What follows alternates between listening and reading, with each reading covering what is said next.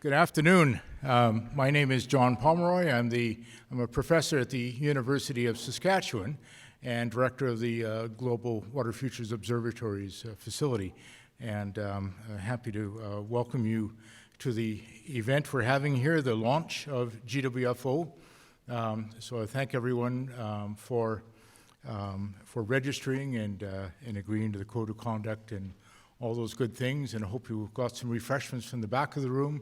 And for those of you online in various places across the country and elsewhere, we welcome you virtually to Saskatoon and to a variety of cities in southern Ontario, including Waterloo and Windsor, where there are in-person events and others.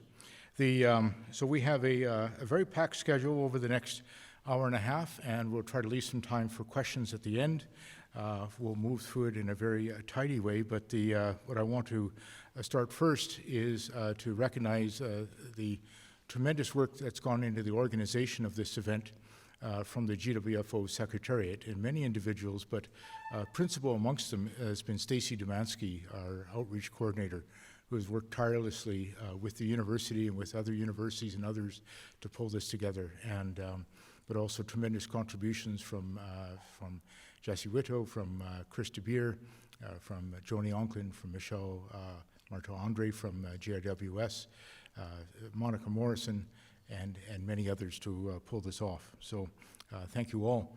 And I will, without further ado, welcome Elder Roland Duquette, who will give us a more formal opening. And so grateful to have him coming. He is definitely a friend of water at the University of Saskatchewan, and all the events he has helped us open have been wonderful memories. So thank you so much.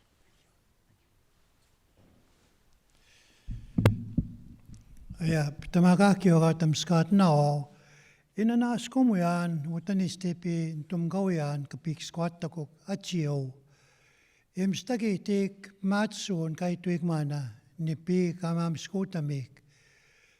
Kiano yukti uchiak, yuktigi uchupigiak. Nstame ptitagote egota waskitaskamik. Ektoche kispin kaigwa moche kawani tenano. Maga otsitawigi migusye kiano atsumun mina kayayak kapmotayak. Katutamak kiwai ochamani pi tansi kichakitik imantoagitik kituano ni samana pamoisawi kamniguit igagismot imnahat ukawi mawaski kituokmana yksikiapsman equitutaman nista equitip tutamanan ma ksknohamagion tantagocho upigian kan stotaman kigwania aisino kigwaminania nihio. Good afternoon, everyone. Just to kind of briefly, I won't take much more time because I'm going to a little bit of struggle right now, but that's okay. It'll come together, and I'll always believe in that. Also to know who we are as people, first of all. Through creation, we developed an awareness of where we were, how Creator, God, Jesus, how He made that creation come to life, was through water. And that's the basis of inheriting life, Every day we talk about that in my home, anyway. In our teachings, we talk about water, Nipi, it's called, Nipi means the whole being of water. It's alive and well, It's a spirit within itself, why we survive, Because our body is made up of so much percentage of water, I believe. I didn't study science, but I was told that by my grandmother. Nipi kiep motain, ektochigiotin. The water carried you. You were born from water. When you were born, she told me everything. How it was, who we are when we understand that water is a source, It's a human right, as well. That's what we believe in, We believe that standard of survival, always has to come with water, When I do my fast, for example, every spring, I'll be doing that when the grass starts coming up. I fast for 4 days, and I have a female outside my door, maybe an auntie, maybe somebody that is an elder as well. They prepare me. They talk about my inception, how it was in the mother's womb. She talks to me about that, and I hear her in a distance.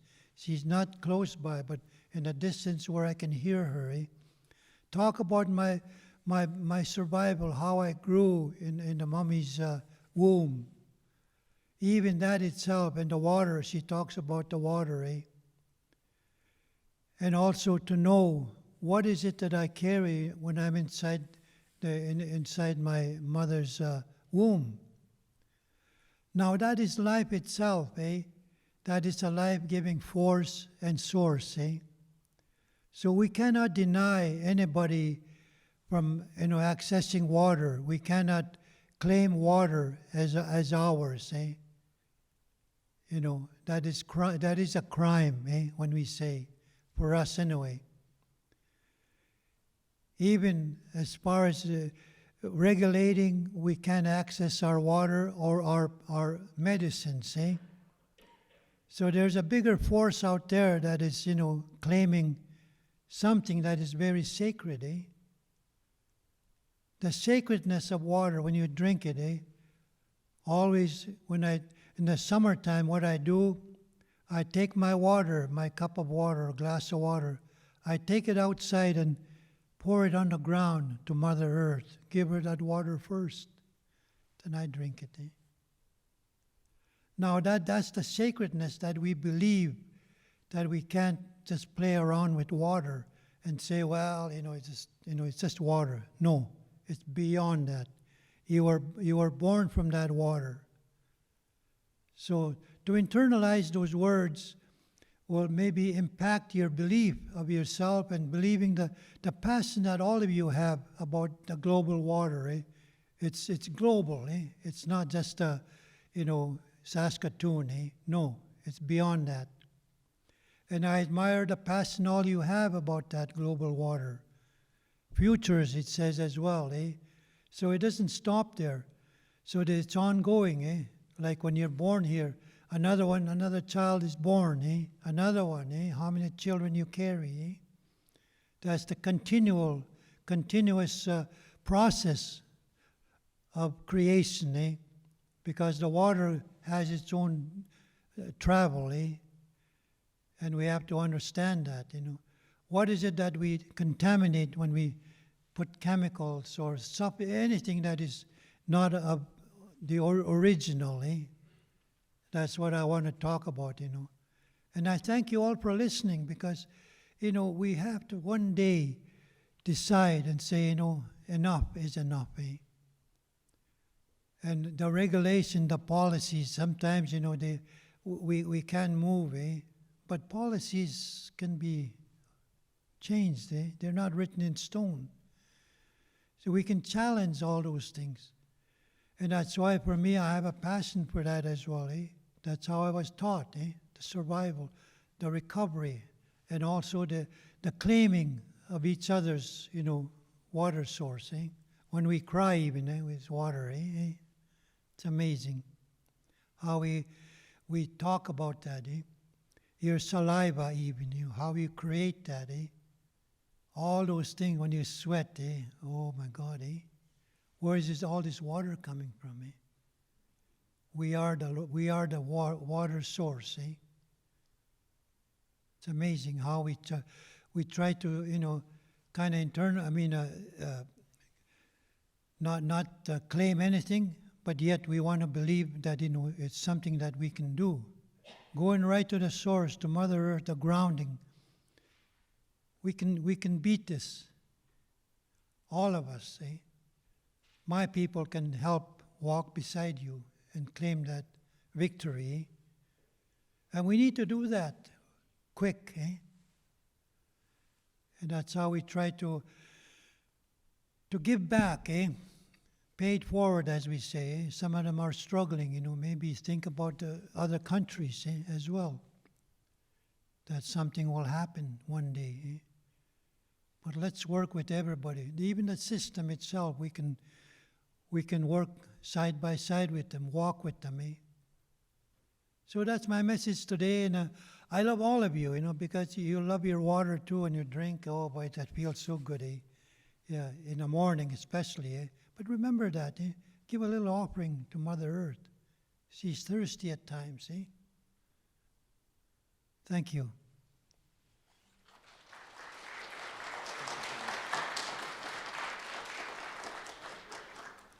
Thank you so much, Elder Duquette. Your wisdom and advice have inspired us since the beginning of the Global Water Futures program in the previous decade and continue to motivate us and keep us going.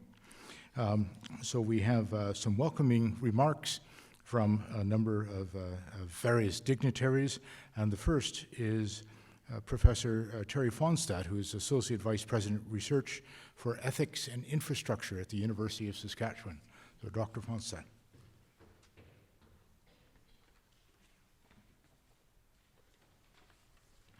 Thank you, John. How appropriate is it that it's moisture coming down right now when we're doing this? That's, as Elder Duquette said, that life-giving force. You just realize that this time of year when it was so dry, and now that relief you feel when you see that water coming down. Even though it is snow and the driving was a little scary this morning, but I personally grew up south of Saskatoon on an irrigated farm, and it was the water and my fascination with water that got me into academics, and to this day I still am fascinated with it. I've never lost my passion for it. So today is a real special day for all of us. I was asked to bring greetings from the OVPR's office on behalf of Baljit Singh, the Vice President Research, who is away, and so they've prepared notes so that I don't go too far off track. And so I'll try to do my best to deliver that message without wandering too far off of what's been provided. So as the world population continues to grow, water becomes more and more an issue of political and social importance. Water security and water quality are pervasive needs to ensure water management, well-managed, safe drinking water, water for food production, and water as an economic driver. How are we going to face these challenges? Well, in a volatile world, challenged by a changing climate, the Global Water Futures Observatory provides us with answers. Global Water Futures Observatory is gathering nationwide data that is more consistent than ever before. It's going to help us model, predict, and prepare for what the future holds for us. The Global Water Futures network of observing sites are one of a kind, and they're state-of-the-art. They give us the ability to monitor Canada's drainage basins and aquatic systems in an unprecedented detail. The consistent and comprehensive nature of this data is what sets this apart, and the Global Water Futures is able to provide incredibly detailed, widespread data that'll be a game changer when it comes to our approach for water research. Some of these sites going back to the 1960s. The data is open access. It's open to everybody. That's significant. It'll provide the backbone of future water prediction models, monitoring changes in water sources, designing solutions to ensure long-term sustainability of Canadians' water resources, and it'll underpin the diagnosis of risks to water security. The network's already showing its value and impact. It's providing cutting-edge research, data to researchers, and is helping us inform water prediction models already used by the United Nations. The USAS experts, along with our partners, have set a precedence of being the best in Canada when it comes to water research. That's the reason water is one of USAS signature areas. We're looking at ways to better explore the challenges facing people around the world when it comes to water sustainability and security, and our researchers are at the forefront of discovering innovative solutions the world needs to come to when it comes to water resources. The people in this room and with us remotely are making a difference in finding solutions to growing issues. I want to thank everybody in attendance here today and our partners that are listed here, but particularly those that are speaking today with the University of Windsor, University of Waterloo, McMaster University, and Wilfrid Laurier University. It's remarkable that our diverse universities can really come together to undergo and participate in such groundbreaking work, and it's a real testament to the work of the people that put this together and our commitment to collaboration. I'd also like to thank our local colleagues, like those at the Saskatchewan Water Security Agency and others, and our federal partners that we've been meeting with over the last couple of weeks at the Environment and Climate Change Canada for their commitment, continued collaboration and commitment. And lastly, I'd like to thank the Canada's Foundation for Innovation, major science facilities for the support for this groundbreaking institution. So thank you.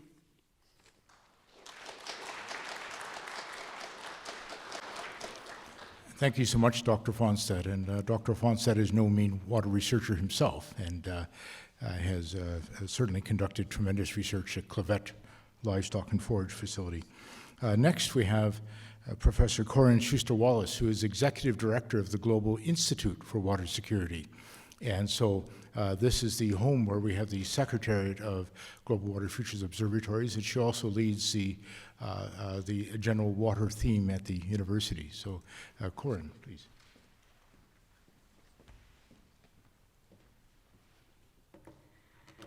Good afternoon, everybody. It's a pleasure to be here. I want to thank Elder Roland for his opening. For me, it's not just about the land. As Roland told us, it's inextricably linked to water. And that water is essential for people, but it's also what connects us as societies, economies, and also with the environment. And so for me, that is really, as we've been told already today, it's the reason that we're here, is the water, but it's also the reason why many of us are involved in water research and do the things that we do. So why are we here? You've heard it. Terry talked about the snow outside. We've talked about snow, we've talked about drought.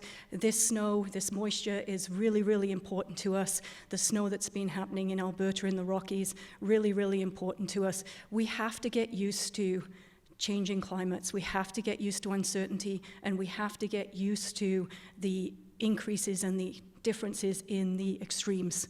Extreme droughts, extreme rain, extreme floods, wildfires, and so it's not just the prairies where we're dealing with this, but it's all across Canada. And I'm sure you've seen the news. I don't think you can look at the news without seeing a weather-related, water-related story. And so that's what makes Global Water Futures Observatories, the facility, so very important as a foundation for a lot of the research that goes on here at the University of Saskatchewan, but also across the 8 partner universities, but beyond that, in terms of private sector, other academics in Canada, but also internationally. So the vision of Global Institute for Water Security is a world where water is managed equitably and sustainably. And this is, again, for the protection and enhancement of health and well-being, for strong economies, and also for healthy ecosystems. And so we're doing that by coming together as a leading water community, both within the University of Saskatchewan and in Saskatchewan with the partners that Terry mentioned and others, but also then in terms of the collaborators and the partner universities. And we're delivering essential knowledge, tools, and future leaders in Saskatchewan, the prairies, Canada, and around the world. And we're doing this with data and underpinned by data. And so this really is about the University of Saskatchewan being the university that the world needs. And so we have 4 strategic strengths that I'd just like to share with you quickly. The first is land water management. And again, it's the interactions between land and water. So water quality, water quantity, groundwater, and the natural and built infrastructure that we depend on. Building climate and water resilient communities, societies, sectors, and ecosystems. And that's about the prediction systems that we've already been told about. It's about the flood and drought management solutions. And it's also about governance and social systems. We're also looking at water health and inequities here. And we know that water is part of the environmental justice that we need to think about, and that different people are affected differently by extremes and depending on where you live. And also, even if you're within an event, you may be affected differently based on socioeconomic status and other identities that you may hold as individuals, as families, and as communities. And so we're also looking at the interactions between water and food.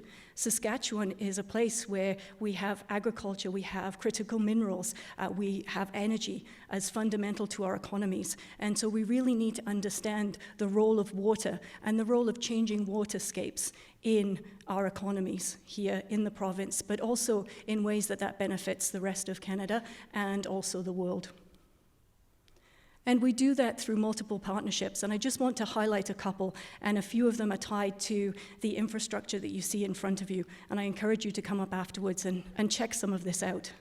But we have Dr. Helen Balch and others working with Buffalo Pound Water Treatment Plant, and they are really looking at algal blooms. And we know how important algal blooms are in terms of threatening drinking water quality. And so that's been a project that's going on, and I know it's been replicated in other places in Saskatchewan and in Canada. But again, I encourage you to check this out in more detail. Another one that we were involved with, and this is through Dr. Marcus Brinkman and others, is the COVID in wastewater surveillance. And that's now been taken over by the province. But during the COVID pandemic, there was information that was provided to help inform risk decision-making by the public.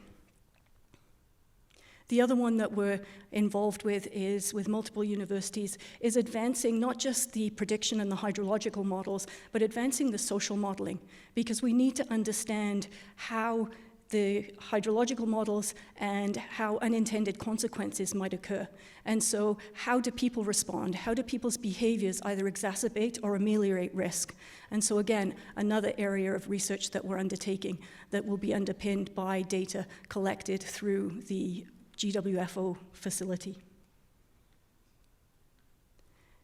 I'd like to also highlight some of the facilities that we have here at the university, some of which are part of the GWFO facility and some that aren't. But we have the Toxicology Center here. What's unique about the Toxicology Center is that it's about human, aquatic, and wildlife toxicology. And so many facilities and many researchers involved here at USask, but also people working and collaborating from other parts of Canada. The MOST facility is an artificial hill slope. And so we're able to recreate hill slopes, land covers. We're able to freeze them and see what happens. It's very important in the prairies, as most of us know.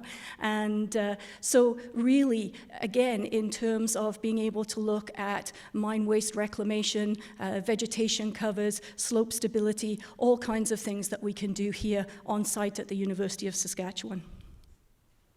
The Smart Water Systems Lab, again, you can see some of the UAVs here, the drones that are used and the various payloads that are used. And so we're using this to look at soil moisture, to look at snow depth.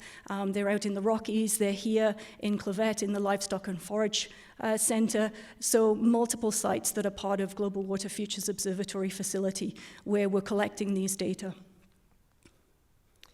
I want to also talk about some of the education opportunities. And again, as I said, it's about water and how water connects to other sectors and how it connects to communities and the environment. And so the FWNet is a postgraduate training entity, and so it's funded by NSERC, but we'll have more than 50 what we call highly qualified personnel, masters and PhD students, coming through looking at the water agriculture intersection from a transdisciplinary perspective. So again, training that next generation of leaders. Finally, Women Plus Water, which is about supporting and advancing all equity-deserving groups across water spheres. Research, yes, but community, technology, diplomacy. So really, again, advancing water beyond perhaps what we think of as the natural system. And of course, the reason we're here today, and I'm sure you'll see this slide multiple times, but Global Water Futures, we're celebrating the success of the continuation of the observatories from Global Water Futures. And that was an unprecedented, unparalleled collaboration between 4 core partner universities, but more than 13 across Canada, and then international partnerships as well.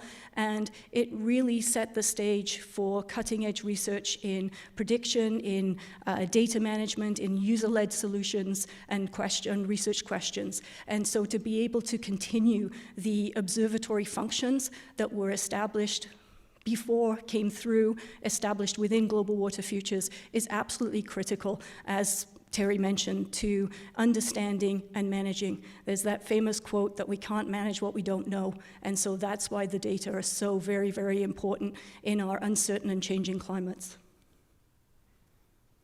I'd be remiss if I didn't remind us that here at USask, we have a much larger research ecosystem that we draw on. So there are water researchers who are using the Canadian light source. We've got people who are connected with the VIDO and also with Global Institute for Food Security. And there's a piece that's going on now with the government of Bangladesh. And there's a water food theme within that larger project that we're doing internationally. And also the Canadian Centre for Rural and Agricultural Health. So really, we're managing to sort of connect everything here. And then finally, I just want to say that what GWFO provides for us and supports at the University of Saskatchewan and beyond is working together across disciplines, knowledge systems, and jurisdictions, strengthening and building those water collaborations, and providing strength-based and solutions-orientated research towards sustainable and equitable water management. So thank you very much.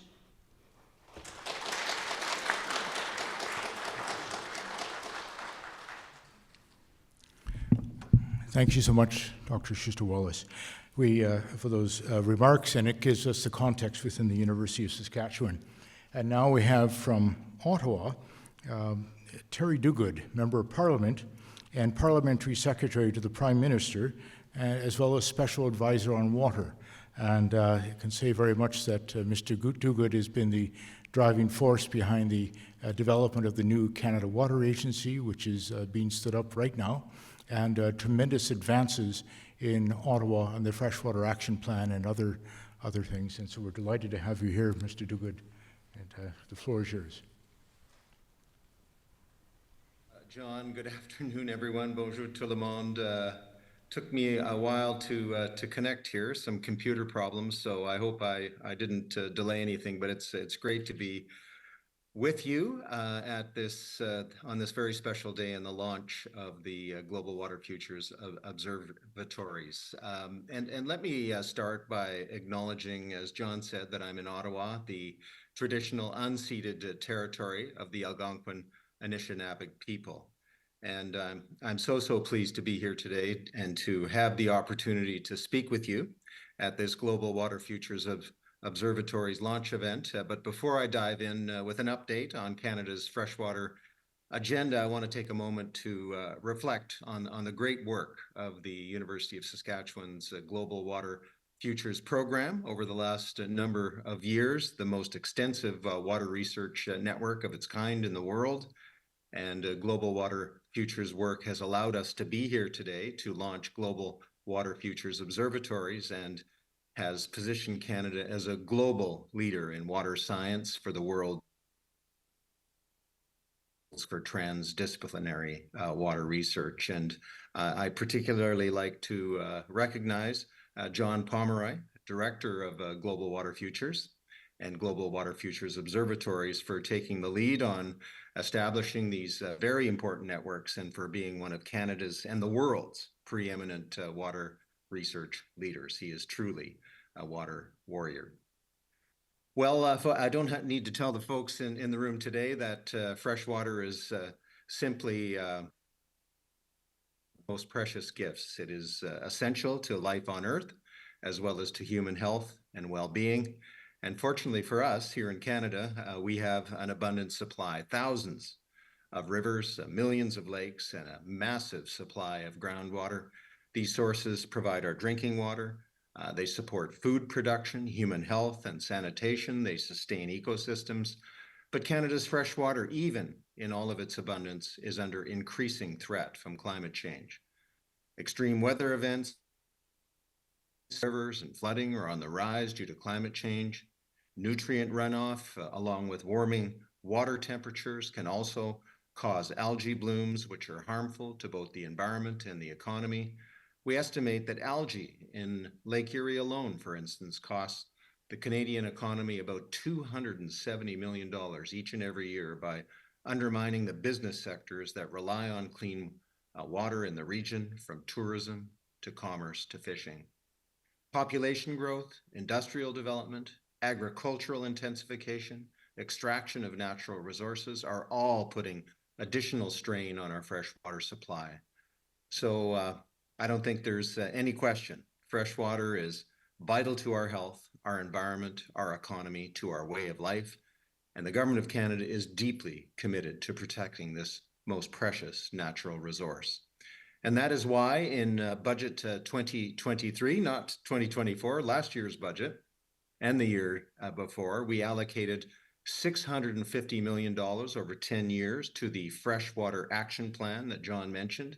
This investment will help us respond to the impacts of climate change on fresh water. It will help us better protect and restore freshwater bodies of national significance in Canada.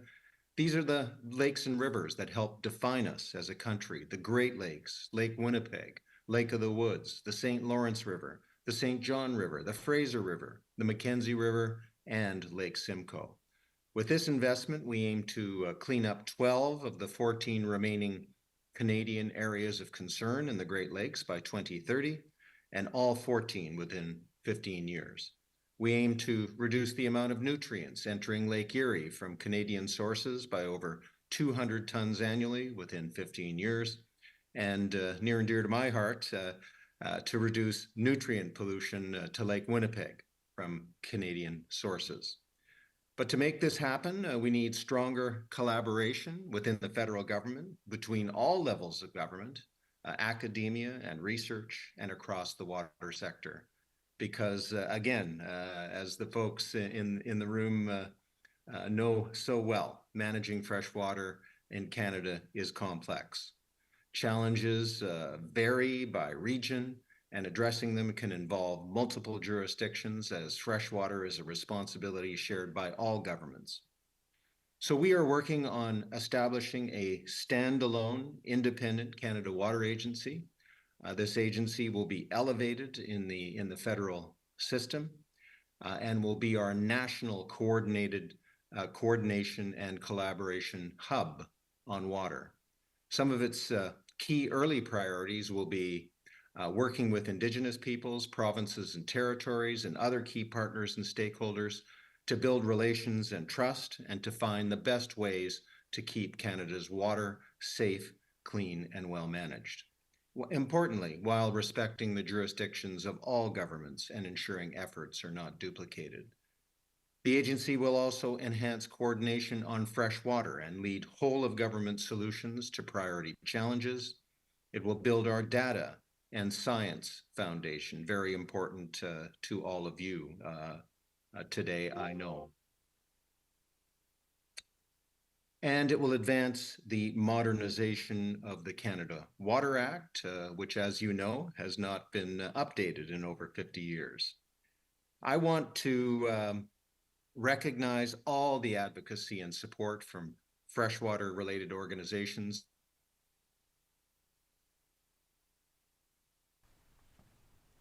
Okay, we have lost the link. We might get it back, but we will proceed, and with great thanks to Member of Parliament Terry Duguid for his remarks on behalf of the Government of Canada regarding this launch. So now, if we don't get the link back, we will turn it over to Stacey Dumansky, the Outreach Coordinator for the Global Water Futures Observatories, who will bring together our partners. As I mentioned before, there are about 500 partners of GWFO that have developed over time through the networks of universities, and we're just delighted to have a representation from 4 of them to provide some brief remarks about some of the impacts of GWFO information and data on their operations. And then after that, we'll move into an overview of what GWFO is and its facilities, starting with the Saskatchewan-based ones and then moving to Ontario universities. I'll turn it over to Stacey now. Thank you. Thank you, John, and welcome everybody. As John mentioned, my name is Stacy Dumansky. I am the Outreach Coordinator with the Global Water Futures Program, Global Water Futures Observatories, sorry, and also the Global Water Futures Program. I have the pleasure today of introducing to you a few of our key Global Water Future Observatories partners and users of our data, our instrumentation, our deployable water systems, and facilities. First up, I'm going to welcome Dr. Christopher Marsh. Chris is a research scientist with Environment and Climate Change Canada. Chris is here. Oh, fabulous. Come on up.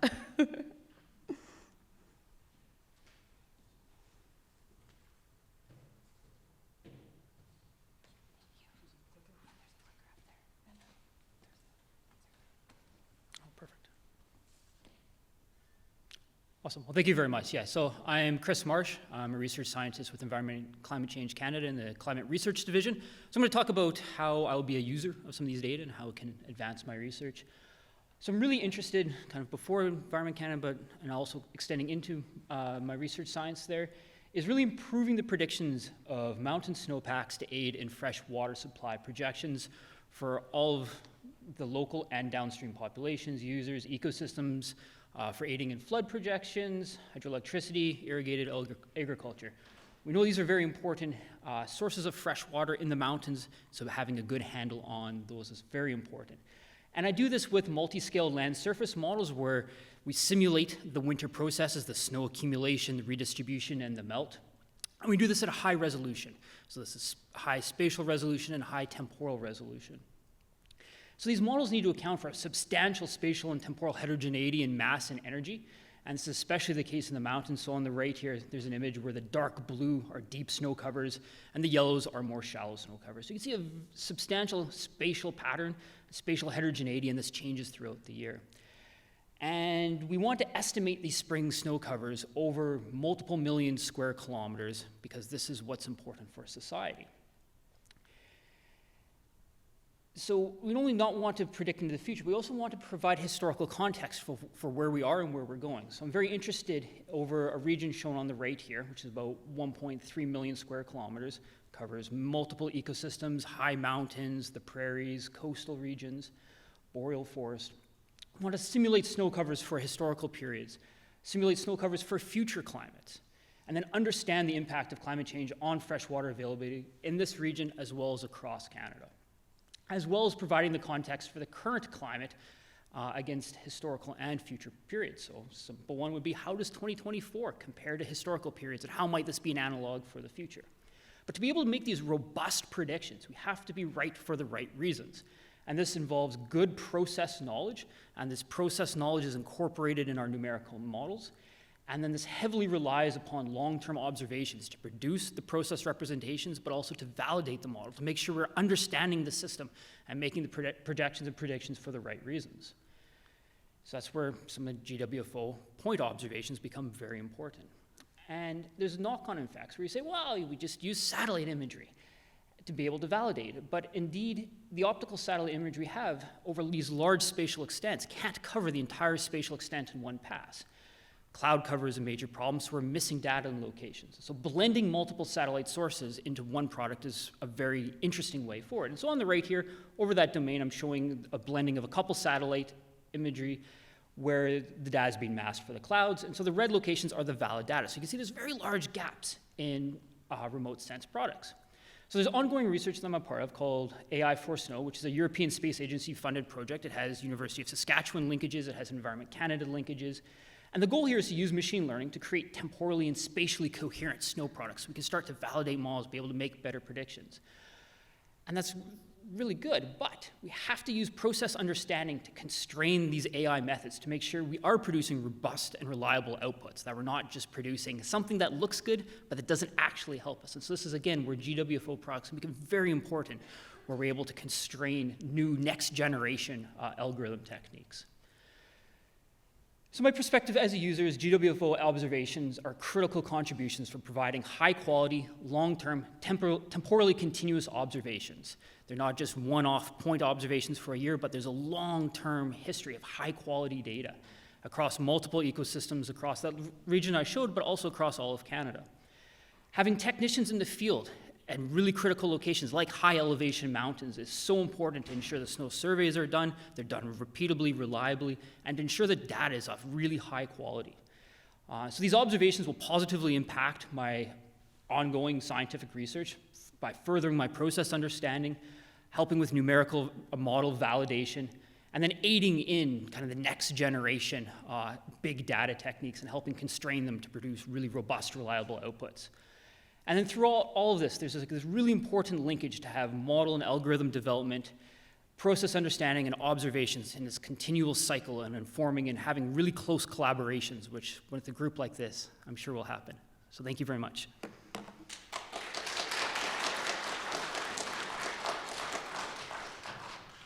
Thank you very much, Dr. Christopher Marsh. Next up, we have Lori Worm joining us. She's online. Lori is the Interim Executive Director for the Lands and Resource Secretariat with the Federation of Sovereign Indigenous Nations. So welcome, Lori. The floor is yours. Thanks, Stacy. And I'd also like to thank the elder for the prayer today. Thank you for the introduction and for the invitation to be here today. The FSIN Lands and Resources Secretariat has benefited from our relationship with Dr. Pomeroy and his team of experts. He's come to several of our FSIN events and provided information on his research. And if FSIN gains knowledge from this relationship, then it'll pass down to the 74 First Nations in this province. We know that last year was the worst on record in terms of water quantity, and this year is projected to be even worse. This impacts habitat and therefore also impacts the First Nations' ability to exercise our rights to hunt, fish, trap, and gather. Given the growing concerns over water and impacts to our societies, there's a critical need to collaborate and engage in inclusive discussions to water security. Co-created projects that deepen our understanding of freshwater resources in Canada are crucial to advance sustainable water practices, and it's needed now more than ever. We recognize our shared dependence on water and our responsibility for ensuring its health and responsible use. Gathering this global network of people who care about water health and community well-being is a huge undertaking, and FSIN is happy to be a partner in this. We're always told that we need to integrate traditional knowledge and Western science, and this will serve to benefit all in terms of water management and conservation. First Nations need to be included when it comes to addressing climate change and all issues related to water. This is essential as we navigate the challenges posed by rapid global warming and the increasing pressures on Mother Earth. In closing, I sincerely look forward to our continued collaboration and the positive impact we all can achieve in the protection of our water. Thanks for having me today.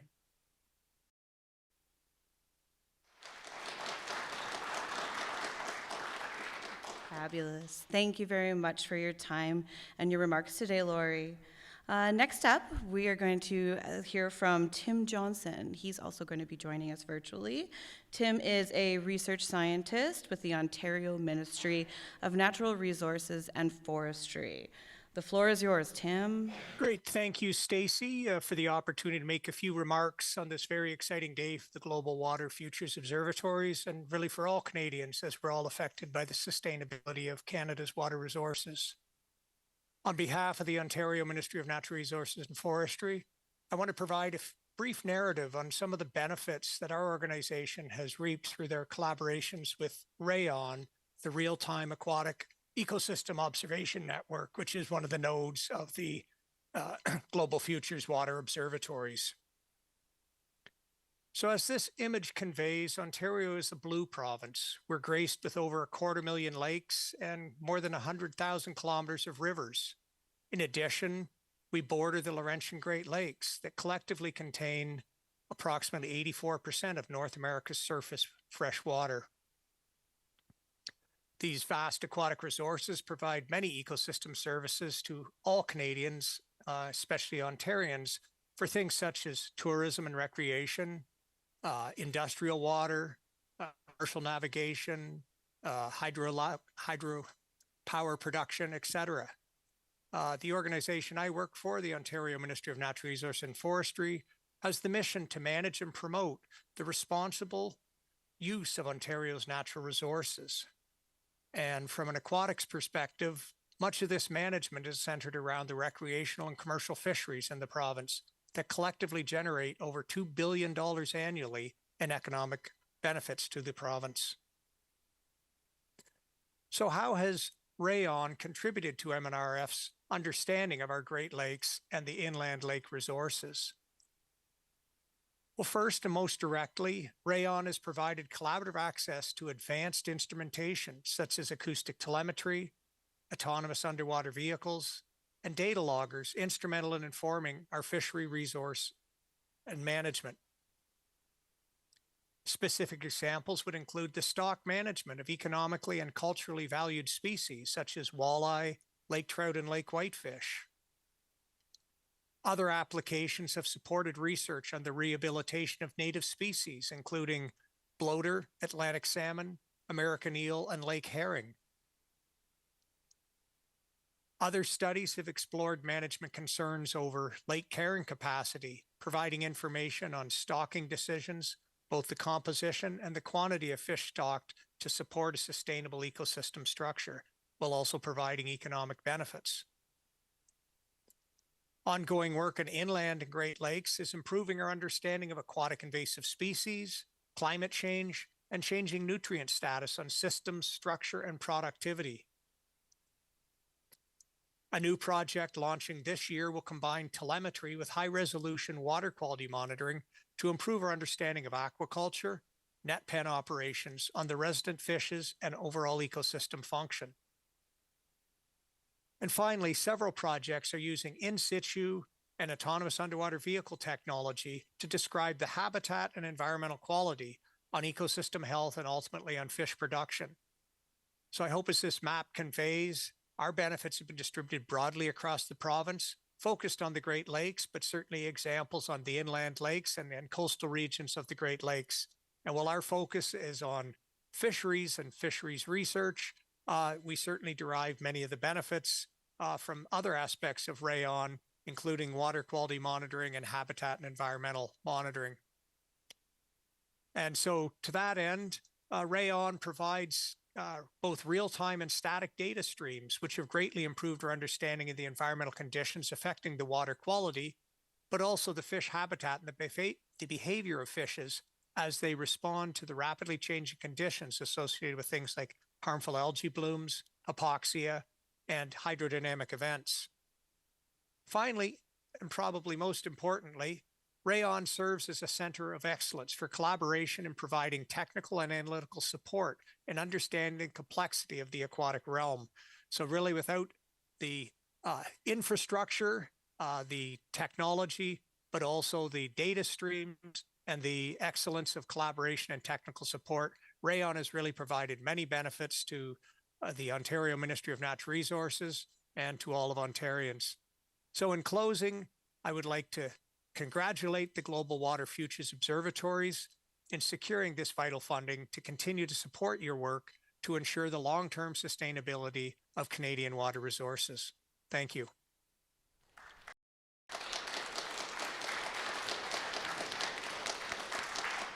Fabulous. Thank you so much, Tim. I really appreciate your time as well.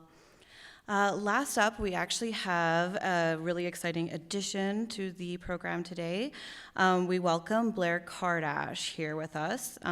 Blair is the manager of the laboratory and research at the Buffalo Pound Water Treatment Plant. So thank you very much, Blair, for joining us last minute. Well, thank you, Stacy. I appreciate the invitation to attend this event and briefly speak to the benefits of the Global Water Futures Observatories.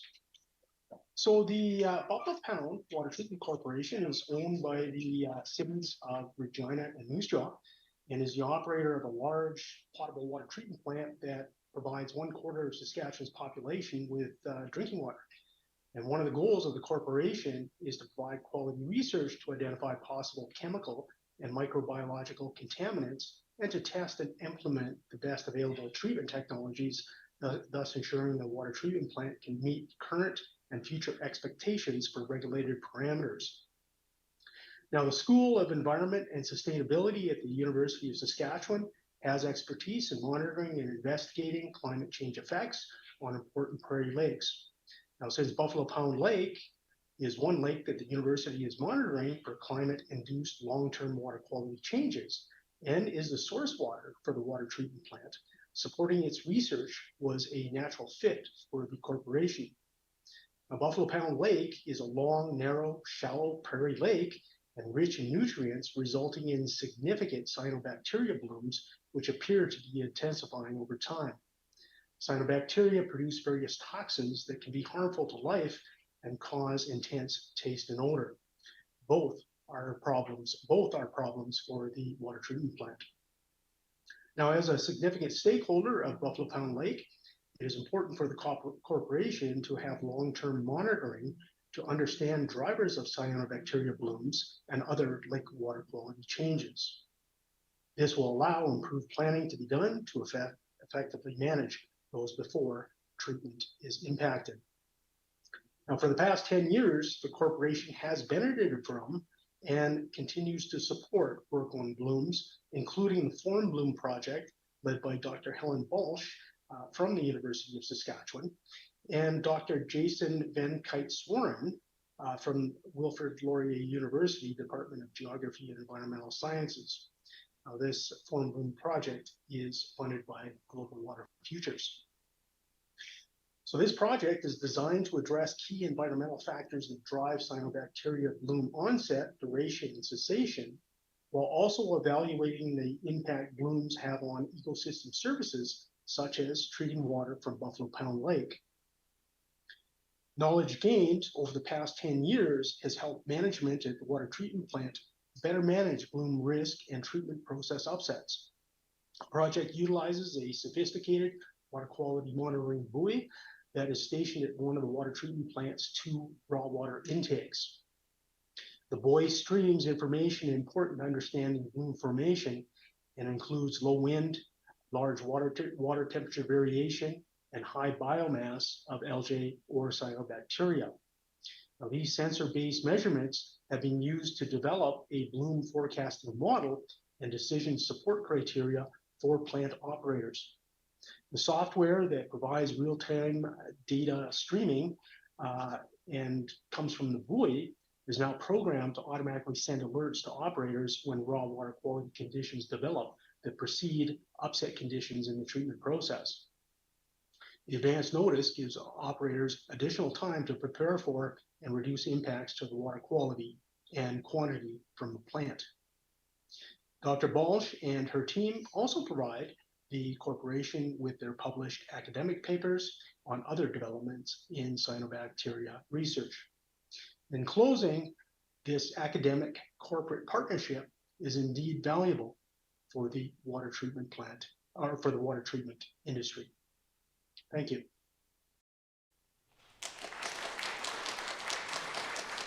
Thank you. Thank you very much, Blair. And thank you to Chris, Lori, Tim, and Blair. We really appreciate your time today. So I'm going to pass it off to Chris DeBeer here to take you through the next part of our program. Hello, everyone. My name is Chris DeBeer, and I'm Science and Operations Director for Global Water Futures Observatory, working under Professor Pomeroy. I'm going to turn it over now to Dr. Pomeroy to provide an overview of GWFO, and then we'll hear from our partner institutions on the facilities at those places. John. Thank you so much, Chris. And should note that Chris has also been a researcher at the university and even someone who helped establish some of these research sites during his research work. And so we thank you so much for your contributions to observatories, to operations and science in the facility. So I'm going to try to cover very quickly here the overview of GWFO, but also what we're doing based from the University of Saskatchewan as well. So you've seen a bit of that from Corin Schuster-Wallace's presentation, but I'll emphasize some other bits as well as we move into this. So, There we are. So there's a slide you've seen before, but it's a nice set of photographs of the incredibly diverse array of operations across the country that GWFO has, from flying drones over agricultural fields to look at agricultural productivity, soil moisture, to accessing remote mountains in the Yukon for snow surveys, to sending underwater autonomous vehicles into Lake Erie to look at its health, to looking at the hydrometeorology of the high mountains, of the water sources, or the snowpacks there, or the health of our wetlands and the prairies, to the very sophisticated chemical analyses that occur in the many chemical labs in the facility. And of course, you don't just bring the water in there, you've got to process it in the field a bit before you can bring it in. And then also watching and for those severe weather and water events that the facility provides such a tremendous early warning for. There's a tremendous national and global need for GWFO. This is a station I helped establish in the mid-90s up in the Yukon, and then stopped looking after it about 2004. If you don't look after these observing sites, they fall apart and the jungle takes over or whatever, and you don't get data anymore. So we have a tremendous legacy, an incredibly expensive investment in this country of first-class observation sites, and if we don't look after them and keep them operating, they will fall apart, just like this has. So what GWFO does through its research basins, its deployable systems and labs, this helps us deal with the health of the Great Lakes. This is the Great Lakes, St. Lawrence is where the majority of Canada's population is, and where the health of the Great Lakes go, literally the health of Canada go, and it's much of its industrial powerhouse in larger cities. But irrigation and agriculture in the West, these are key to our current and our future development. And as our recent snow drought has shown us in last year and this year, without snowmelt from the Rockies, we have insufficient water for irrigation in Alberta and stresses on the Saskatchewan River system right through to Manitoba. And so we have to keep track of that. Flood and drought prediction. The expenses for flood and drought were about $1 billion from Confederation to the year 2000 in Canada. They're now exceeded $40 billion since the turn of the century. So we have rapidly expanding costs for this, and we have to address them through improved prediction and forecast systems. I'm delighted to say that there's a bill moving its way through Parliament to establish exactly this. Adaptation to climate change. Jim Bruce said that if climate change is the shark, then its teeth are water, fresh water. This is where the bite is. And so to deal with the impacts, the inevitable impacts of climate change, which will affect us and are affecting us all, we have to better adapt to a changing water environment and circumstances, and this GWFO helps do us. And also achieving water sustainability. One of the goals, the Sustainable Development Goals for the United Nations, is sustainable water by 2030, and we're nowhere near that in Canada, but we can get there, but we have to manage our water better. We have to measure it before we can do that, and we can't manage what we don't know and understand, so we need to move forward there. We have over 500 groups that have worked with the Global Water Futures program and now with Global Water Futures Observatories. These are user-led projects. We try to address user-posed questions and address questions and issues of relevance to society, wherever that may come from. And so that's our guidance. Those groups are our guiding light in moving forward at this facility. But our model developments and information are used around the world. They've been used to help the United Nations establish the International Year for Glaciers Preservation in 2025. They're used by the World Meteorological Organization in developing their global prediction systems. And they're used by various UN agencies to help show other countries how they might achieve water sustainability. So anyway, there's a tremendous importance for doing this, as others have mentioned as well, so eloquently. We were so delighted that last year we passed through a rigorous review process and were able to obtain funding of $15.6 million from the Canada Foundation for Innovation Major Science Initiative for the Global Water Futures Observatories program, which runs to 2029 and is renewable upon good performance. So this is a $40.5 million program. We have a 40% core support from CFI and we were able to bring in the legacy and resources from Global Water Futures to help ensure the first 2 years of operation, along with tremendous help from the universities listed there: Waterloo, McMaster, Laurier, Carleton, Toronto, Trent, Western, and Windsor. So truly a wonderful group to be working with there. The vision of Global Water Futures Observatories is to operate a national water observatory. This is a facility, and as I mentioned, it's water observing sites, it's deployable observing systems such as the drones and buoys you see down here, and the major labs, which you can't see, but they're in our buildings, and they perform fantastic and incredible chemical analyses. It's open access water data. It's openly shareable. Everyone can get access to it, and that is a crucial, necessary part of it. And with that infrastructure, we can develop and test water prediction models. We can monitor changes in water sources. We can diagnose risks to water security and help design solutions to ensure the long-term sustainability of Canadian water resources. Our operation are that we provide unique water data of interest to characterize and monitoring the water conditions in Canada. We contribute to a critical baseline of water data to benefit multiple users. We support data collection from and analysis of water from a network of instrumented sites across the country, and we adhere to the principles of open access in everything we do. Here's a map of the locations of our instrumented observing sites across the country. There are 64 of them. The deployable systems get deployed where they're needed during the year to support operations in those sites. The major water labs are at our universities, but also we have labs in Canmore with the Cold Water Laboratory in Canmore, Alberta, the Laurier facility in Yellowknife, and the McMaster facility in Whitehorse, Yukon. And so it's a tremendous network supporting research in 4 basins with a few sites just outside of those basins. Zooming into the prairies, these are the sites we have in the Saskatchewan and Assiniboine River basins. And I won't go through the names of them, but some are lakes, some are high mountain and glacier areas, some are in the boreal forest, some are prairie fields, some are ponds, and some are important drinking water supplies for major cities. Here's a few photographs to show you some of them. You see some of the prairie field sites measuring soil moisture and crop production in the St. Denis area. The tall towers of the Burns facility in northern Saskatchewan, operating since collaboration with NASA in the early 1990s. The buoys on Buffalo Pound Lake and on sites in the prairie area, again to tie in more to the agricultural production and crop water management aspects. Here are some of the water quality, the big buoys that were mentioned, the sites at Cumberland House in the Saskatchewan Delta where there are dire water problems, some of the major labs, one of the Saskatchewan water quality testing labs. So that's just a quick sampling, and then a few of the rocky sites. This is up on Peyto Glacier, and so you see the stations there on the ice. Very difficult places to take measurements and operate there, but we've done it successfully for a number of years.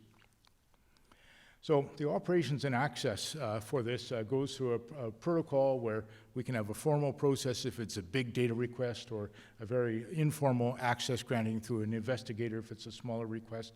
That goes to our day-to-day secretariat, and to the access to our field sites is free, but access to say running samples in the labs or things like that, or renting out a big drone, well, that costs some money. And so we deal with those things in there, but and access to data, of course, is free. The data management system, we have a data strategy which insists on open data management. We have a team of 8 data scientists supported by just over 34 field technicians that help us build these databases amongst the 9 universities. And then using the data policy, we can move that out through the GWFnet information system to our users. GWFO is not a research program, but it is a facility that enables research. And some of the primary topics that we intend to enable over the next few years are, one is helping the Canada Water Agency as it establishes itself as a data and science hub in the federal government, and continuing to advise and support those developments. Supporting and testing the development of computer models and the testing of them, and analytical tools for disaster warning and prediction of future water flows. So Dr. Marsh's presentation from Environment Canada gave an example of one of those very strong collaborative relationships. Finding solutions for adaptation to climate change, whether it be changing river flows in our major rivers, changing water temperatures, or lack of ice cover on the Great Lakes. This year was quite remarkable for the very low ice cover on the Great Lakes, even Lake Erie. And this creates new management problems across the board. Developing next generation water prediction models that will produce the fine scale gridded outputs that we need to really manage water under very challenging conditions that are coming. And delivering tools to our users to support their information needs, whatever they might be, whether it's a water treatment plant in southern Saskatchewan or a fisheries operation in Ontario or a community with permafrost problems in the north. We can address all of these things. And at GWFNet, as I mentioned, is our standard for disseminating water data from the observatories. It ties together the observatories, the data, and the publications. And an example of the types of hydrological modeling we can do over the Saskatchewan River Basin to give the water balance. This is informed by those observatories. So a few benefits, as I mentioned: national flood, drought, water quality prediction, floodplain mapping, risk management, irrigation, beneficial management practices, and precision farming, flexible and responsive climate change and extreme event responses, foundation for federal and provincial water management strategies, national and transboundary lake restoration, including the Great Lakes, water information for prosperity, our industry and communities, and attracting and retaining talented young professionals in Canada. I should also add to that our work in co-development of science and knowledge with First Nations communities across the country is something I think will contribute to reconciliation based on knowledge from these stations and the knowledge of those communities moving forward. And I think that's a crucially important thing for us. So I want to thank you, and we'll pass it on to the overview of the facilities from our partners in Ontario. Thank you. Thank you. Thank you, John. Next, we'll move over to Professor Mike Waddington, who is Canada Research Chair in Ecohydrology at McMaster University. So over to you, Mike. Great, thank you, Chris. Welcome, everybody. What a wonderful day for Global Water Futures Observatories. I'm here in Nobel, Ontario on a rainy day, and thanks to one of our local observatories, I can tell you it's rained 18.2 millimeters. We'll see what that's like at the end, what that total is at the end of my brief 5 minutes here. McMaster was a member of Global Water Futures, and we are an excited partner of GWFO as well. I want to just provide you a little bit overview of some of the observatories that McMaster is leading. There are 4 of them. John just mentioned Wolf Creek Research Basin. We have 2, the ones in blue in the Yukon, and 2 in Ontario. And I'll just go over those shortly, or now. Wolf Creek Research Basin is our crown jewel, McMaster-led facility by Dr. Sean Carey. He wishes he could be here. It's located on the traditional territory of the Kwalindun and the Kwacha'an Council and Carcross Tagish First Nations. It's located in the headwaters of the Yukon River in a subarctic mountainous region. And what makes Wolf Creek so special, like John was mentioning, is the 30 years of research. It was established in 1992, and thanks to GWFO, it has a wonderful future as well.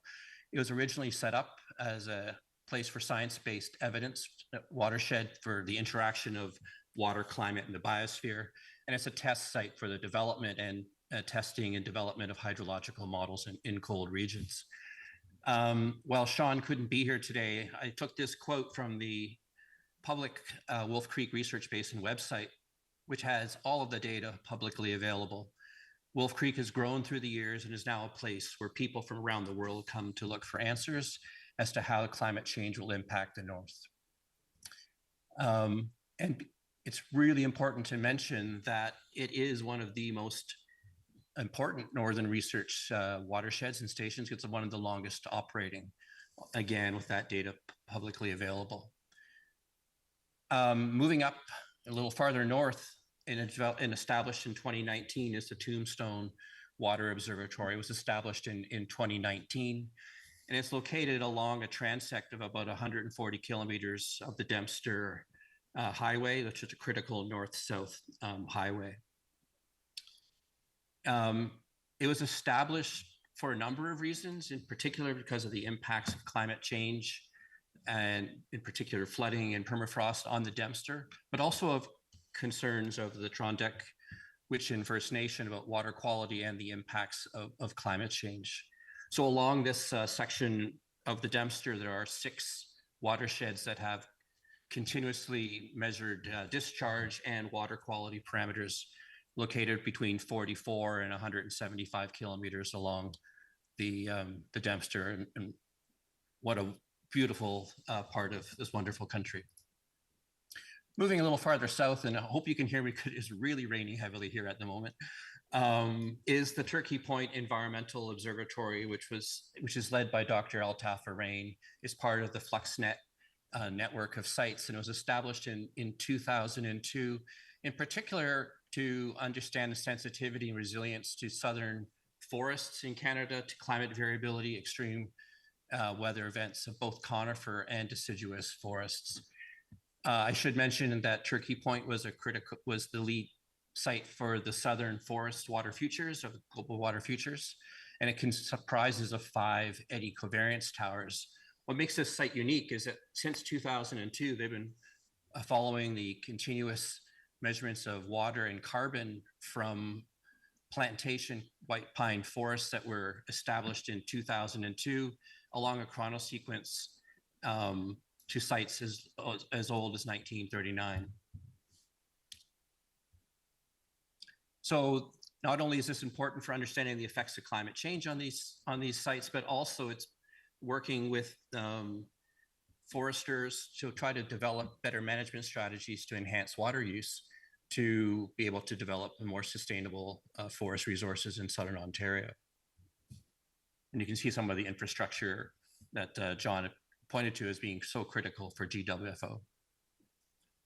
And finally, I'll move to where I am located right now in Nobel, the Nebe Water Observatory for Boreal Ecosystems and Landscapes. And this is on the eastern shores of Georgian Bay, and it's an ecohydrological observatory for watersheds and wetlands within the Georgian Bay biosphere, Nudugami. Nebe is Anishinaabe for water, and it's located in the traditional territory of the Anishinaabe people. This site was set up because of increased development in the eastern Georgian Bay region, and was established in 2010. And now this observatory was a critical part of the Boreal Water Futures, part of Global Water Futures, has over 10 hydromet stations and 75 instrumented wetlands and watersheds. And it was designed and set up to develop a better understanding of the ecohydrological and hydromet controls on the form and function of ecosystems in the boreal shield parts of Canada. Perhaps fortuitously, a large wildfire ripped through a large portion of the Georgian Bay biosphere in 2018, and as part of Boreal Water Futures, and now through Global Water Futures Observatories, we have a set of paired burned and unburned watersheds that are not only really important sites for understanding the impacts of fire on water resources, but also are being used as test sites for the development of new tools for the next generation of the Canadian Forest Fire Danger Rating System. And all we have to do is look to last year's record-breaking year of over 15 million hectares of area burned in Canada, about the importance of these observatories for providing better ideas and modeling for wildfire. Okay, that's it for me, and it's now 19.4 millimeters. So I think that was about 1.2 millimeters in about 5 minutes. Thank you very much. Wow. Thank you, Mike. We'll now move on to Dr. Jonathan Newman, who is Vice President Research at Wilfrid Laurier University. Go ahead, Dr. Newman. Afternoon, everyone. Thanks for having me. Let me begin by congratulating John, his team, and all of the researchers involved in the launch of Global Water Futures Observatory on this incredible accomplishment. Wilfrid Laurier University is a proud partner in this network, and I'm pleased to be here celebrating with you all. Over the past couple of years, Laurier has adopted the tagline, "Inspired Research, Real Impact." We're spotlighting the world-class research taking place at our university, but our true emphasis is on its impact. Why are we conducting this research? What problems are we solving? Whose lives can be changed with this knowledge? These are guiding principles for many of our faculty members and students who seek to find practical solutions in a world full of complex challenges. That is certainly true of Laurier researchers supported by Global Water Futures Observatories and the CFI. I've seen their impact firsthand. Last month, I had the opportunity to travel to Delaunay in the Northwest Territories. It's a community of about 600 people located just south of the Arctic Circle. There's no highway infrastructure that far north. Once Great Bear Lake freezes, hundreds of transport trucks travel over the ice to restock the community's supplies of food, fuel, and household goods. As we know, Arctic temperatures are rising significantly faster than the rest of the world, causing ice road construction to become increasingly unpredictable. During my visit to Delaunay, I got to see how one of our faculty members, Homa Harrell-Lapore, has been working alongside the community to map out ice roads using ground-penetrating radar, drones, and satellite observations. This makes their work safer and more efficient, all while collecting data to understand the changes happening to northern lake ice, water quality, and land cover. It's a perfect example of using water science for real-world impact, just one of the many in the GWFO network. It's also emblematic of Laurier's community-based approach to research. Whether working with Indigenous communities like the folks in Delaunay, or with policymakers through our partnership with the government of the Northwest Territories, we are listening to local needs and exchanging knowledge to find answers. Through the GWF-funded Northern Water Futures Initiative, Laurier researcher Jennifer Balzer has been co-facilitating water knowledge camps in the Sawtoo region of the Northwest Territories. Western and Indigenous knowledge holders are invited onto the land to learn from one another and develop local water monitoring capacity.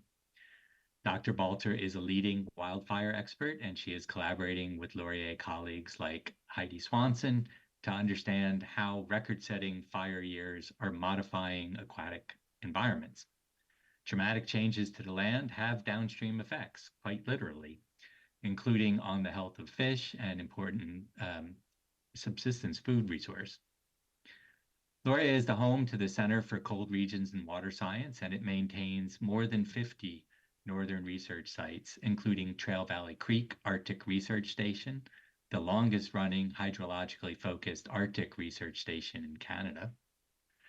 With so much of the world's water stored at high latitude, this is local research, but with global implications. It simply could not be done without the support of GWF and CFI. So thank you to our valued partners for your continued funding and collaboration. We're deeply grateful. Congratulations again on the official launch of Global Water Futures Observatory. As we forge ahead with our inspired research, I can't wait to see the collective impact of this unprecedented water research community. Thank you very much.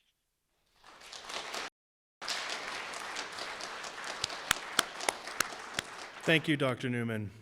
Next, we'll hear from Professor Philippe Van Kapellen, who is Canada Excellence Research Chair Laureate in Ecohydrology at University of Waterloo. Philippe. Thank you. So greetings from Waterloo and salutations de Waterloo. I won't have any slides to show you, so you'll have to watch me for the next 5 minutes. Now, unless you're here with us in Waterloo, you cannot see it, but I'm actually standing in front of a room full of researchers and staff who are eager to celebrate the launch of the Global Water Futures Observatories project. So let me start by reiterating my firm belief that the Global Water Futures Observatory project represents a major investment in field-based water monitoring and demonstration capabilities that will be needed to maintain Canada's leadership position in water science and technology. So GWFO also recognizes that different regions and different communities within Canada are experiencing different pressures on their freshwater resources and water ecosystems and the services that they provide. Therefore, the science that is needed to ensure the sustainable governance of Canada's freshwaters must address place and people-specific water issues within a coordinated national framework. And this is where we all aspire, and our funders actually demand, that the Global Water Futures Observatories play an essential and directing role. So today's launch of the Global Water Futures Observatories has been made possible by the hard work of many researchers and staff members at the participating universities. However, we should all recognize that none of this would have happened without the vision, the seemingly boundless energy, and the perseverance of John Pomeroy. So John, from me personally, but also on behalf of our Vice President Research International, Charmaine Dean, as well as the deans of the participating faculties here at Waterloo, thank you for your leadership. In addition to the generous support of the Canada Foundation of Innovation, I would like to acknowledge the financial support from the University of Waterloo, whose earlier matching to the Global Water Futures program is now carrying over to the Global Water Futures Observatories project. Nous sommes d'autant plus reconnaissants de ce soutien financier compte tenu des coupes budgétaires imposées aux universités de l'Ontario. I would also like to thank the Water Institute at University of Waterloo for its continued moral and logistical support, especially in the areas of communication, knowledge mobilization, open data management, and student training. Now, if you browse through the Global Water Futures Observatories website or to the linked Waterloo-specific Global Water Futures Observatories website, you will see that our sites are actually occupying a unique niche within the broader network of GWFO observatories. Many, not all, but many of our observatories are located in Southern Ontario, a region in Canada characterized by intensive agriculture and rapid demographic growth, most of which is actually concentrated in rapidly expanding and densifying urban centers. As was also already mentioned, we also border the largest contiguous freshwater body on Earth, the Laurentian Great Lakes, which we share with 8 US states and many indigenous peoples.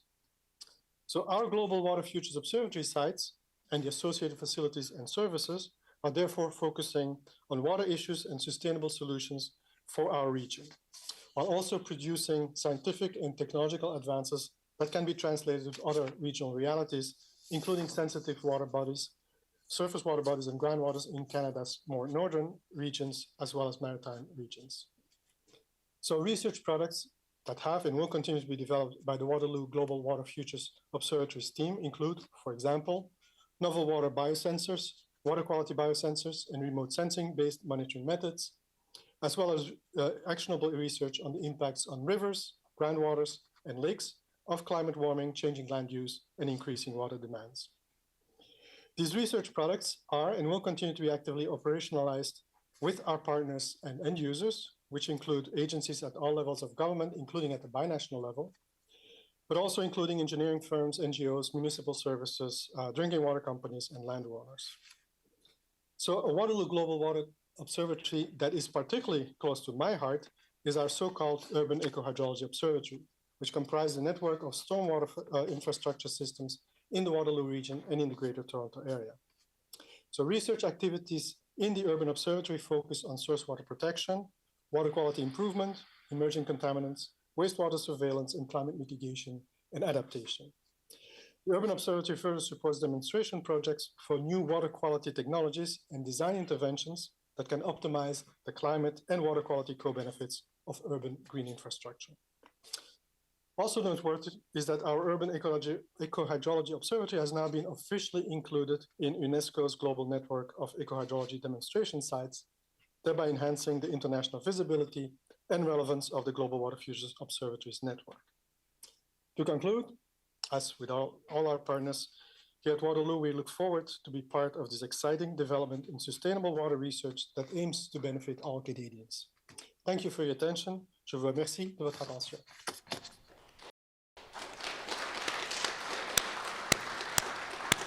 Thank you so much.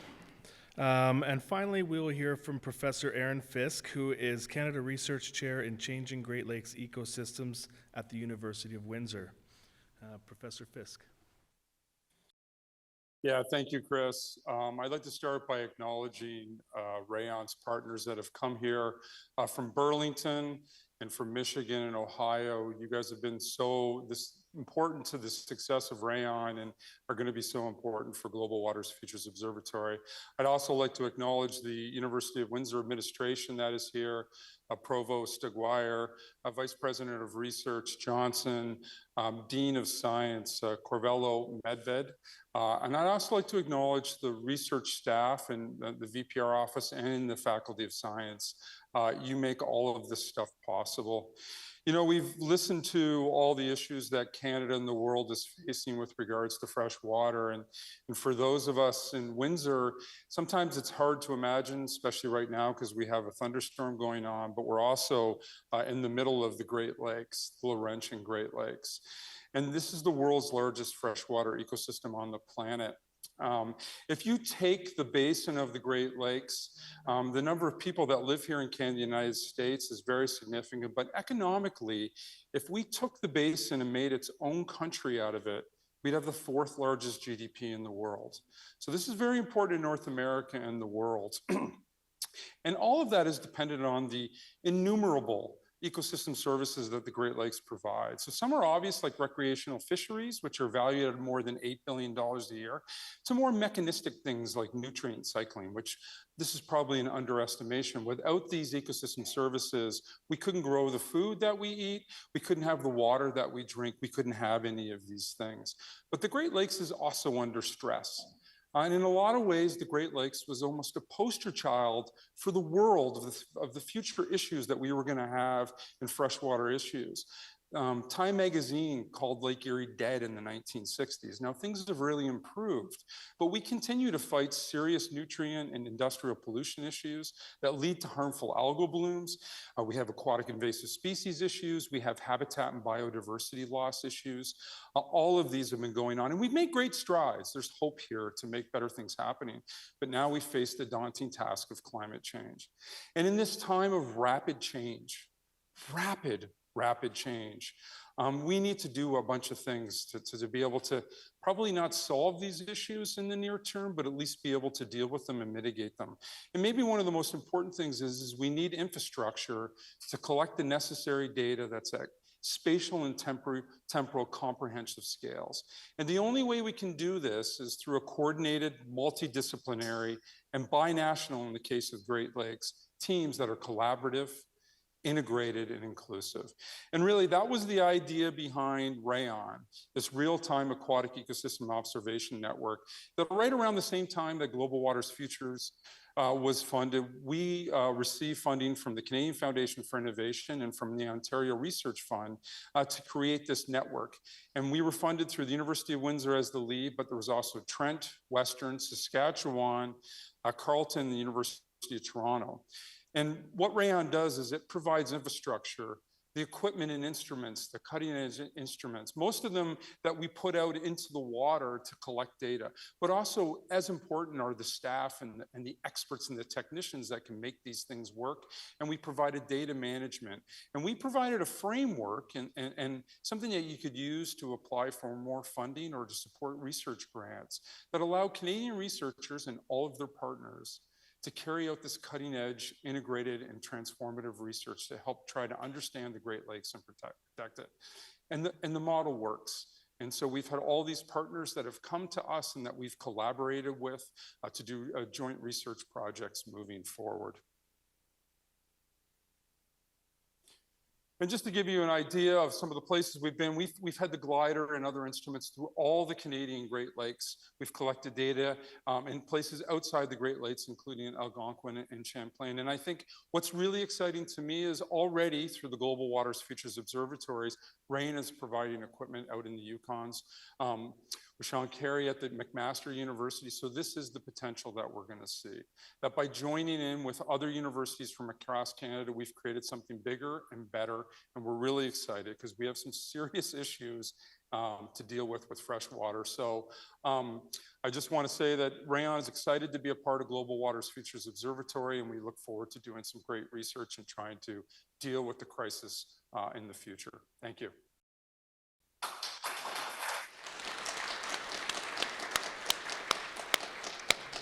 Thank you so much. That was really good to hear. And what we'll do now is we'll move into question and answer. And I think what we'll do is we'll start with if there are any questions on the Zoom online, and then somehow we'll try to coordinate between 3 different simultaneous live events how we handle questions in person. But Monica, has any questions come in on the chat? Or yes, somebody's been asking about and one thing, and I should mention, we all need to speak into a microphone so that those online and elsewhere can hear us. Yes, there's been a question about the use of artificial intelligence, and I know that Chris addressed some of this in his little talk, but perhaps some of the other panel members could talk about the role of artificial intelligence in all of this monitoring work and the data collection.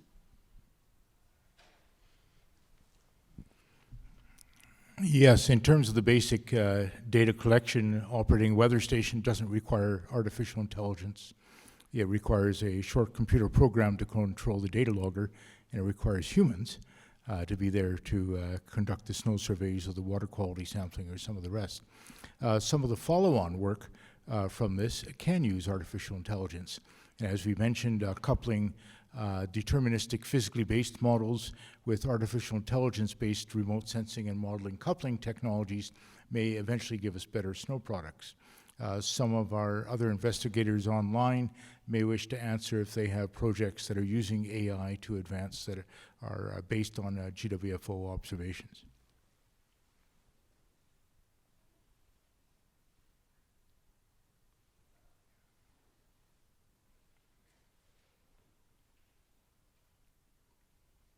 Yes, so maybe I can add to that.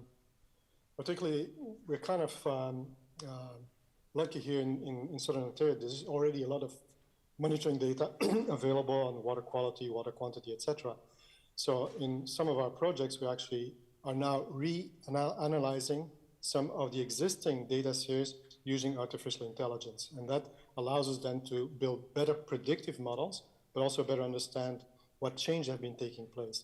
And so instead of just looking at an Excel file or trying to look at a linear regression between a parameter A and B, these artificial intelligence methods allow us to, of course, dig much deeper into some of the data series that already exist. So it's not just the data we're generating now or in the future, but also the data that's already available. And I think that's quite important because that allows us to better direct also our current efforts or our future efforts in terms of already looking at some of the variables that we think are most important. So for us, artificial intelligence opening a lot of new opportunities for really, and that's actually what it's called, deep learning and really extracting more information out of the data.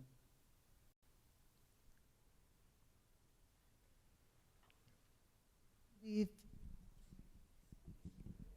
it's working. Yeah, we have had a question about the name of the professor who's working on wildfires. Professor Jennifer Baltzer.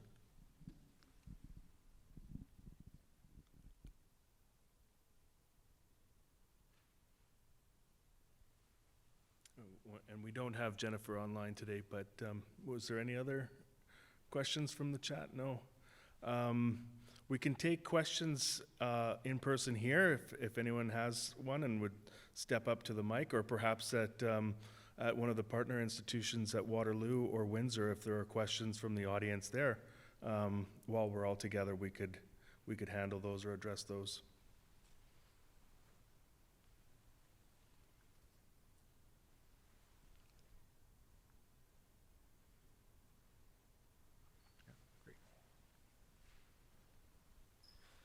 Thank you for the great afternoon. My name is Daniel, and I'm from RBR, which is one of the sensor suppliers that provide instrumentation to the Rayon network and other partners.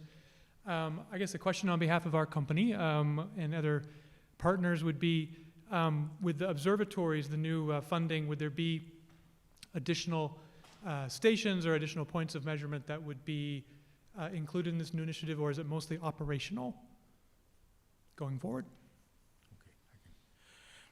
The GWFO is primarily operational. There's some contingency to replace sensors that break or fail during the operation, but not for a wholesale expansion replacement of the network. However, the universities are talking and considering about how to expand the network and program through further grants to the Canada Foundation for Innovation or to the National Sciences and Engineering Research Council of Canada and other sources to further expand it. And so that's always on our mind. We're also very open to partnerships with other universities and other organizations and entities to grow the network. The data management system we have is very scalable. And so we're looking for partnerships as well as another way to expand it and make it more national. So, Thanks.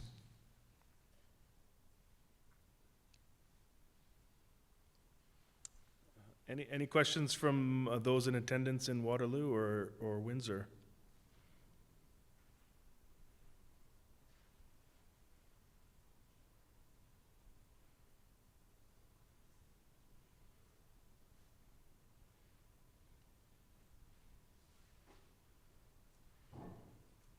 There's another online question. Online question. Congratulations, everyone. Wondering if there will be an overarching database or website providing all data, real-time or historical, to anyone around the globe who's interested in using data. We can ask Stephen to speak if I think so, yeah. Stephen, there's a microphone behind you.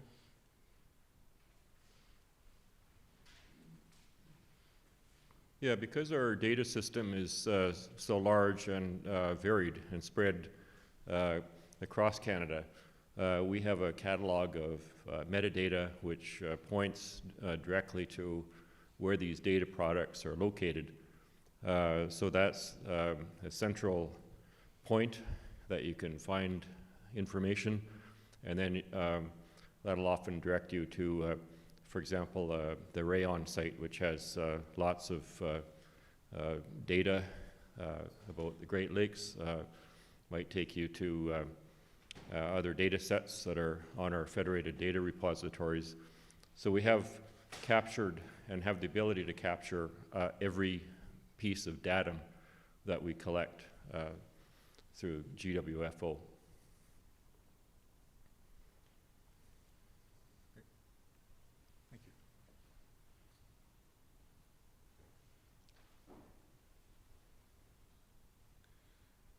If there are no further questions, then maybe I'll just leave it to John to close us off, and we can continue here in person and as well at the other institutions where there are in-person gatherings.